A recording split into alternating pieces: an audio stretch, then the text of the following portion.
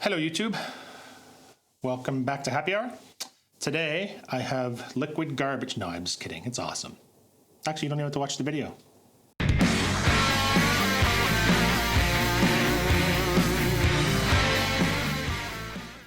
Hello everyone, welcome back to Happy Hour. Intro was a spoiler alert. I do that a lot actually. I kind of give away the goose before we even get started, but give away the milk, give away the cow with the milk. I don't know what the expression is, whatever. Glendronic 18.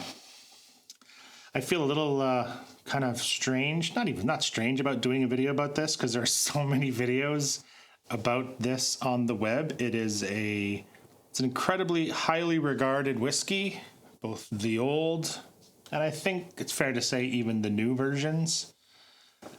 But as I did in my last video when I did Lagavulin 16, I feel like I've skipped some of the classics as far as reviewing them because I'm kind of off finding new things, and I kind of want to review the new stuff. But this, if any whiskey deserves a review, in all fairness, it's really this one. Because, again, spoiler alert, it still might be my favorite.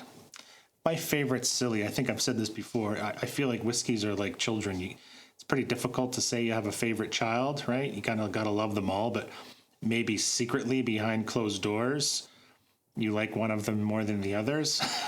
I don't know. I don't have kids, so I don't know. But yeah, this is just, it's an incredible whiskey. So for any of you that are familiar with Glendronic, obviously there was this incredible kind of, I don't even want to call it a mystery. I think it's been pretty cracked, but the distillery closed down for a number of years. So when it reopened, they didn't have new juice obviously being stored and aged during the time they were shut down.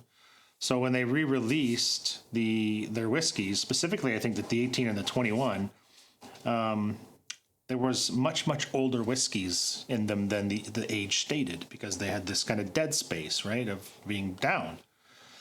So I believe the previous, up until I believe like 2018, maybe into early 2019, something like that, that this 18-year-old Allardice had like 23, 24-year-old juice in it. Which is pretty remarkable. So this is my second bottle that I've ever purchased. My first one was in, I think, 2017, 2018. So it was an older juice. And I remember it was amazing. I fell in love with it instantly. It was absolutely fantastic. I bought this not that long ago. This is a 2021 bottle. And I haven't had that much out of it, as you can probably see here. I bought it from you guys over across the pond because it's ridiculously expensive here. But yeah, this is 2021. So this is 18-year-old whiskey. And I love it as well. I kind of wish I've seen some comparisons online of people who are lucky enough to have an old bottle and a new bottle. I feel like I've only seen maybe 2 or 3 reviews, and I feel like they were kind of, one of them was completely, the old one was way better. One of them was kind of split, and one of them couldn't really tell the difference. So I don't know. I don't really care because I don't have the old bottling. I got the new one. And I love it. Is it better than the old one? Again, I don't know. I can't tell. And to be completely honest with you, I don't care because I don't have the old one anymore. I got this one. And like I said, I love this one. So with all that BS being said, let's dive in. First of all, look at that color. It's just gorgeous. It's one of the darker whiskeys I've ever had. Probably, it's pretty close to the Edredauer 10. If you've seen that video, that stuff looks like Coke in a bottle. This is pretty close. This is just gorgeous, dark whiskey. I believe this is completely aged in Oloroso sherry butts for the entire year, for the entire age process. I'm pretty sure, which would also obviously give that color. Natural color, non-chill filter. I think that's supposed to change now that Brown-Forman's got their hands on it, but who knows? All I know is this one's still natural color and non-chill filtered. It's 18 years old, not 24-year-old. Oh well, but it's still glorious. So I've had this sitting for a while. This definitely, if there's one whiskey you want to let sit for a little bit and kind of let open up in your glass and give it some time, this is definitely one of them. Oh, it smells incredible. which I know is not a very good descriptor for you, but let's start with, so the stewed fruits are incredible. What I love about this whiskey so much is that it's incredibly well balanced, and the spectrum that you get on the nose is wild. Like when I look at that color, I think of like an Edredauer 10. And I love that whiskey, but it's like this just funky, dirty ball of like sherry bomb, right? And yeah, there's it's very interesting, but you know, the spectrum of flavors and smells that you get are kind of right here. This is the swath is incredibly wide. The first thing I get is the stewed fruits, the classic stewed fruits from old matured sherried whiskeys.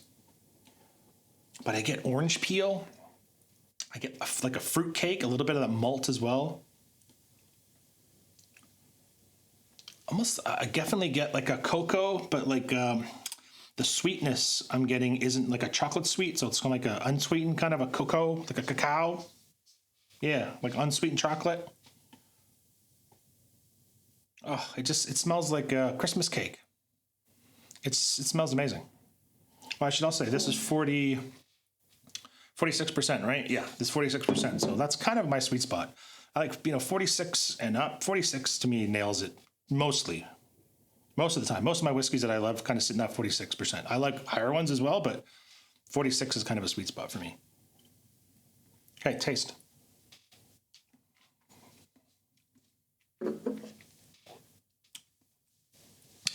It's like it's like fireworks going off in your mouth. Oh my God. Chocolatey, the mouth feels incredible. It's oily. I get that chocolatey orange come through again. I get the stewed fruits, dried fruits, like figs. The finish is fantastic. Get that little tingle, a little bit of oak, little tingle. And it's quite coating. It's got a really gorgeous mouthfeel. It's absolutely, like, I just love these types of whiskeys. And to me, it's still kind of top of the food chain for that decently old, matured, single malt, sherried out of the wazoo.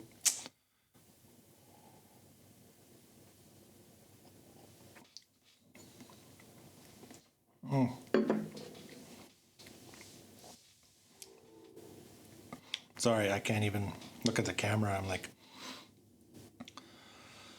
oh, okay. So, yeah, I don't know. So pretty obviously, I've probably said it. I don't know that I've said anything else other than I love it, right? So it's pretty obvious. I really do think this is, I talked about it in the Lagavulin 16 video that I did last. Hundy Proof was, I think, had mentioned this one as well. He'd mentioned the 18 Glendronic and the Lagavulin 16. The Lagavulin 16 is still one of the first whiskeys that come to mind when someone asks me what Islay I should try.